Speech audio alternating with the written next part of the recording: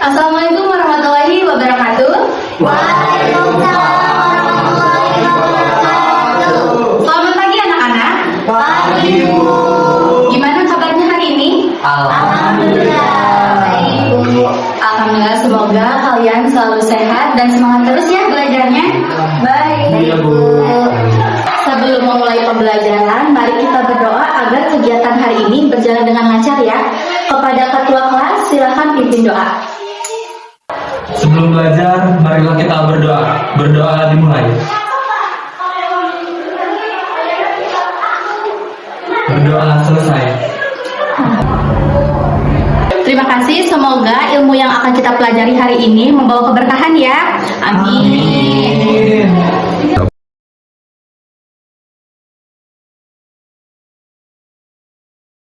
Sebelum memulai pembelajaran, Ibu akan melakukan presentasi terlebih dahulu ya. Jika nama kalian disebutkan, boleh acukan tangan sambil ucapkan hadir. Jadi, Hadir. Muhammad Rafi, Hadir. Muhammad Syahrul, Hadir, Bu. Nenek Nurul, hadir. Ridho, Hadir, Bu. Sylvi, hadir Bu. Alhamdulillah, hadir semua ya hari ini, semangatnya luar biasa. Anak-anak, kita akan belajar materi yang baru, yaitu teks eksplanasi. Jadi, teks eksplanasi ini biasanya kita temui di kehidupan sehari-hari. Biasanya ada pada berita atau penjelasan tentang fenomena alam lainnya ya. Iya, Bu. Baik, Bu. Ibu ingin bertanya terlebih dahulu, siapa yang pernah melihat kebanjiran? Saya, Bu. Di TV. Kalau kebakaran hutan? Saya, Bu, waktu itu saya pernah melihatnya di media sosial. Bagus sekali. Menurut kalian, bagaimana cara menjelaskan peristiwa-peristiwa tersebut secara tertulis? Ada yang tahu? Ya? Mungkin kita bisa menuliskannya seperti dibuat laporan atau makalah yang di dalamnya itu berisi penjelasan tentang apa yang terjadi, kapan dan di mana kejadiannya terjadi. Nah, bagus ya, Bu. Ada lagi? Bu, bisa juga itu ditulis seperti artikel yang inform atau majalah. Ya, bagus semuanya. Jadi, apa tujuannya dari teks eksplanasi? Ada yang tahu? Tujuannya itu supaya orang lain tahu tentang peristiwanya. Kalau soal bagaimana strukturnya, ada yang tahu? Saya, Bu. Strukturnya itu ada pembuka, isi, sama penutup. Kalau ciri-cirinya, ciri-ciri kebahasanya? Saya, Bu, Ya? kalau ciri-ciri kebahasanya itu biasanya menggunakan kalimat fakta, terus kayak waktu kejadian juga pakai kalimat-kalimat teknis kayak gitu lah, Bu. Ya, bagus. Baik anak-anak, pertanyaan tadi akan kita bahas pada pertemuan hari ini ya. Jadi kita akan menulis teks eksplanasi secara lengkap, mulai dari tujuan, struktur, hingga ke ciri bahasaannya. Jadi teman-teman pernah nggak berpikir kenapa sih banjir bisa terjadi?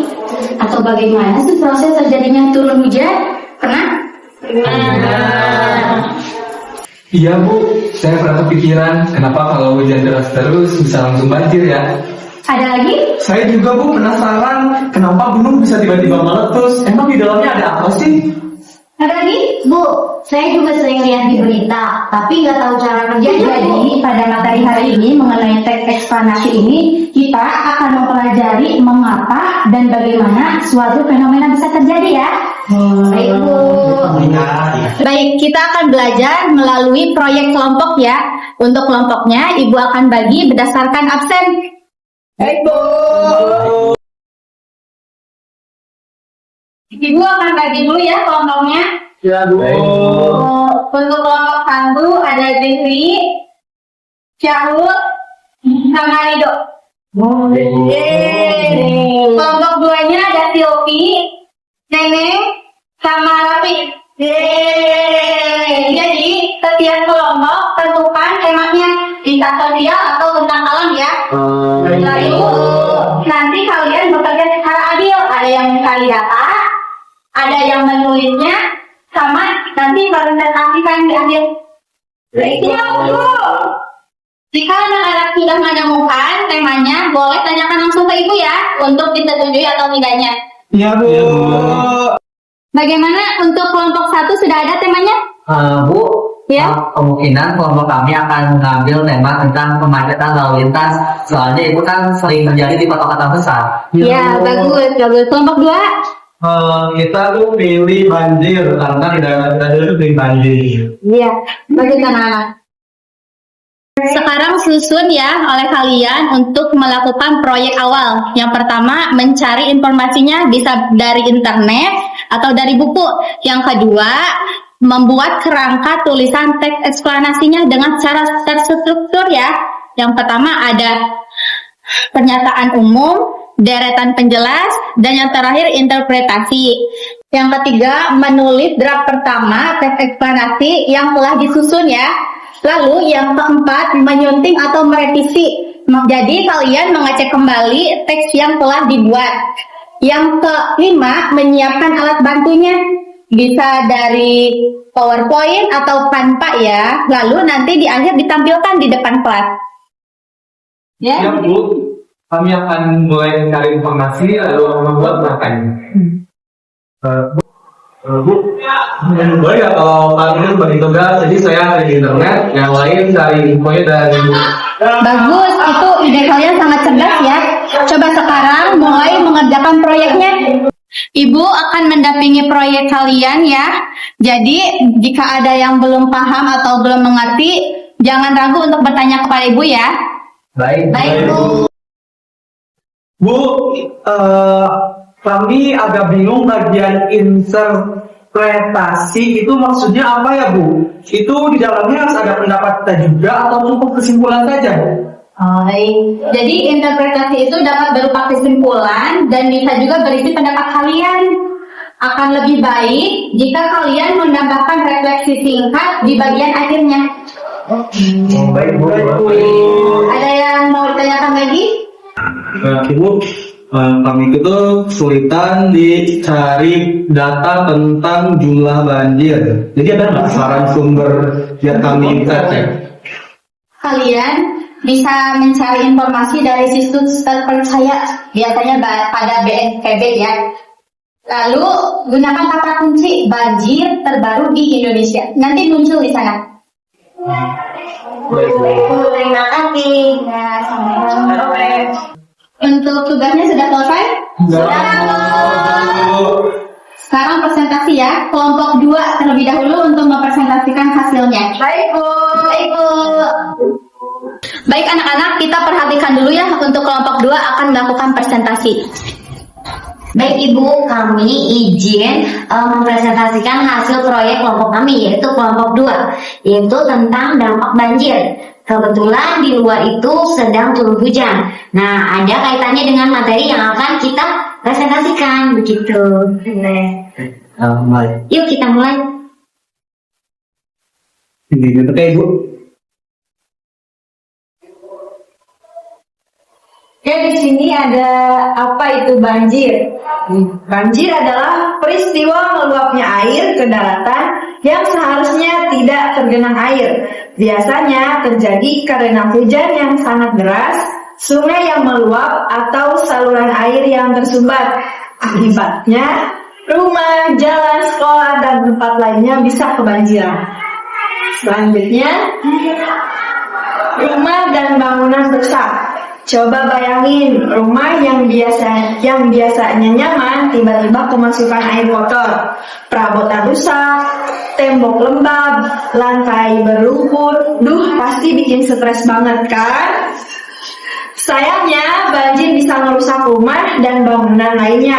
Bahkan infrastruktur kayak jalan dan jembatan juga bisa rusak parah. Selanjutnya, Selanjutnya itu ada bahaya yang mengancam. Banjir itu gak cuma bikin rumah rusak, tapi juga bisa mengancam keselamatan kita.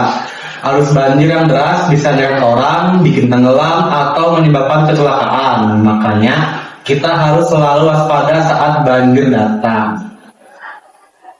Sebelumnya, aku pengen nanya ke kalian, ke teman-teman. Pernah nggak kalian mengalami banjir atau lihat banjir entah di rumah kalian atau di jalanan sekitar? Pernah. Nah, yang kelompok 1 tadi kan bawakan tentang tema macet total ya. Nah, macet total juga bisa disebabkan oleh banjir loh. Nah, banjir bisa bikin transportasi jadi kacau balau, mau naik mobil, mau naik motor atau kendaraan umum semuanya jadi susah. Pokoknya aktivitas kita bakal terganggu banget deh. Selanjutnya ada air keruh dan kotor. Kotor biasanya kita minum air bersih yang jernih kan? Nah, kalau banjir, air bersih bisa tercemar sama kotoran, limbah, dan bahan kimia berbahaya. Nah, jangan coba-coba minum air banjir ya, bisa-bisa bikin sakit perut. Sakit. Selanjutnya ada ekonomi lumpuh. Nah, banjir juga bisa bikin ekonomi jadi lesu. Banyak bisnis dan industri yang nggak bisa beroperasi karena kebanjiran. Toko tutup, pabrik berhenti produksi, jadinya banyak orang yang kehilangan penghasilan.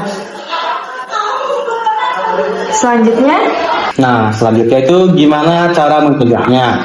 Biar dampak banjir gak parah-parah banget, kita tuh bisa melakukan beberapa hal. Misalnya, bikin tanggul dan bendungan yang kuat, ngatur tata guna lahan dengan baik, nanam pohon, dan yang paling penting, ningkatin kesadaran masyarakat tentang bahaya banjir.